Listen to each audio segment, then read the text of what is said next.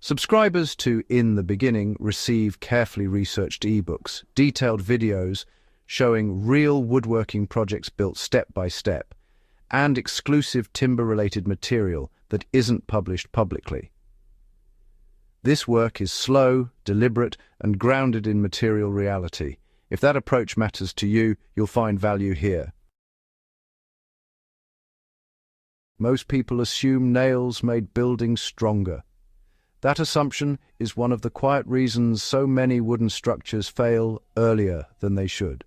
Long before mass-produced metal fasteners, carpenters built structures that endured centuries of movement, moisture, load, and neglect.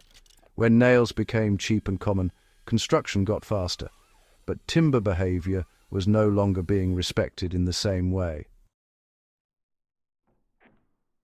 The loss wasn't just aesthetic or traditional, it was structural, mechanical, and long-term. This isn't about nostalgia or rejecting modern tools. It's about understanding why older joinery worked so well, what it accounted for that modern fastening often ignores, and how wood itself responds over decades rather than seasons. Old carpenters didn't distrust nails, they distrusted rigidity in a living material. Wood moves. That's not a metaphor or a general statement. It expands and contracts across the grain with changes in humidity. It creeps slowly under constant load. It shrinks as it dries over years, not weeks. Pre-industrial carpenters understood this through observation, not charts. They saw beams pull away from pegs, posts twist out of square, and roofs settle unevenly when restraint was placed in the wrong direction. Nails lock wood fibers in place. When the surrounding timber wants to move and the fastener doesn't allow it, stress accumulates inside the wood itself. Over time, that stress shows up as splits radiating from nail holes, crushed fibers around shanks, and loosened joints that were once tight. The failure often looks sudden, but the cause is slow and cumulative. Traditional joinery avoided that problem by transferring load through geometry rather than friction. The joint itself carried the force, not the fastener. The core method was joinery that locked under load instead of fighting it. Before nails dominated construction, structural frames relied on mortise and tenon joinery, often reinforced with wooden pegs rather than metal. This wasn't decorative joinery, it was load-bearing, engineered to work with gravity, compression, and seasonal movement. A properly cut mortise and tenon allows a beam to seat deeper as weight increases. The more load placed on it, the tighter it becomes. The wooden peg, usually driven slightly offset from the hole in the tenon, pulled the joint together under tension without rigidly fixing it in all directions. This technique, known historically but, rarely discussed today, allowed micro-movement without any loss of strength. What really matters is that the joint could breathe, wood could swell and shrink without tearing itself apart. Stress was distributed across broad-bearing surfaces instead of being concentrated at a thin metal shank. Wooden pegs weren't weaker than nails, they were actually better matched to the material. A common modern assumption is that wooden pegs were used just because metal was unavailable. But in reality, pegs were often actually preferred even when nails existed. A dry hardwood peg, driven into greener surrounding timber, would swell as moisture equalized, tightening the joint naturally.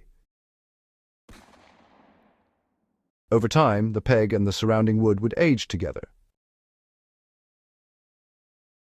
Metal fasteners introduce a material with different thermal expansion, corrosion behavior, and stiffness. And, in damp environments, nails create localized decay zones where moisture condenses around metal. In old structures, You can often trace rot patterns that follow nail lines rather than wood grain. Wooden pegs avoided that. When they failed slowly, visibly, and in a way that could be repaired without dismantling the entire structure. These joints assumed buildings would move, settle, and age. Old carpenters, did not expect a building to remain perfectly square forever. They expected posts to settle into the soil, beams to deflect just a bit under load, and walls to shift with the seasons.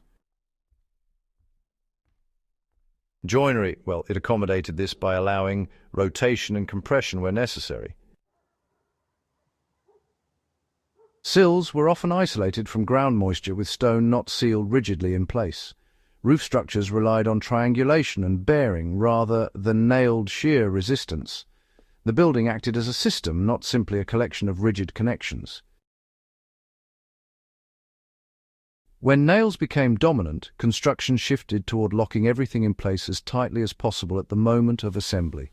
That approach works well in the short term, especially with kiln-dried lumber and controlled environments. Over decades, especially in variable climates, the weaknesses begin to show. Failures in older buildings often tell a different story than people think.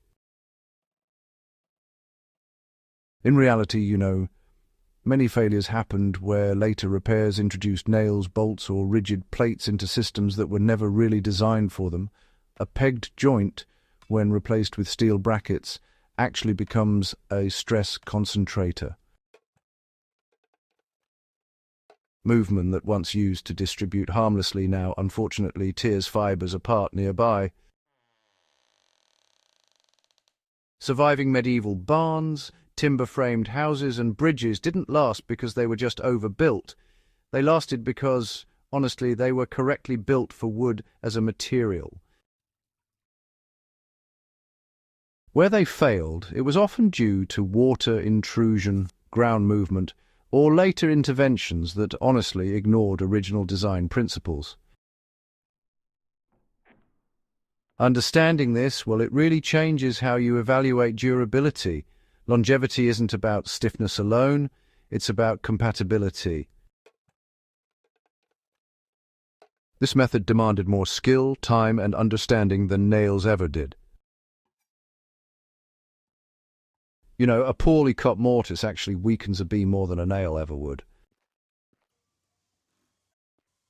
That skill barrier is part of why the method faded. Industrialization really rewarded speed and standardization. Nails allowed unskilled labor to assemble frames quickly, but honestly, the cost was paid later, long after the builder was gone. For old carpenters, reputation extended beyond their lifetime. Buildings were expected to stand long enough to judge the maker's work. That alone shaped different priorities. The lesson isn't to abandon nails, but to stop pretending they're neutral. Modern construction has its place. Nails, screws, and engineered connectors solve real problems when used correctly. The mistake is assuming they replace understanding. When nails are used where joinery should carry the load, wood pays the price.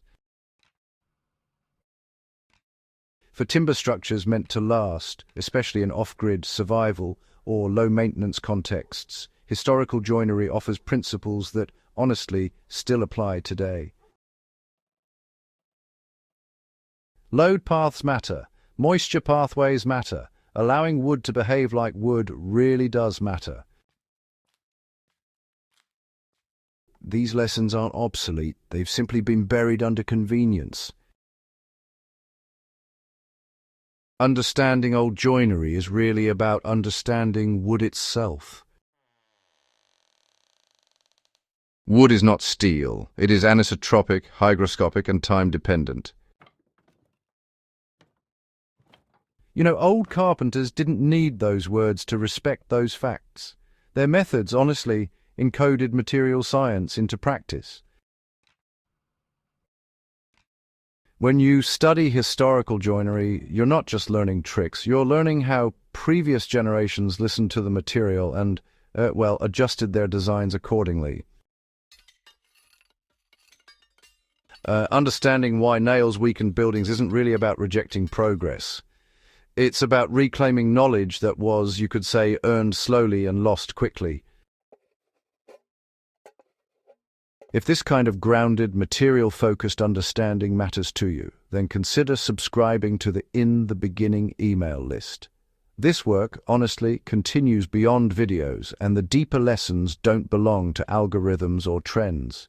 They belong to anyone willing to take wood seriously on its own terms.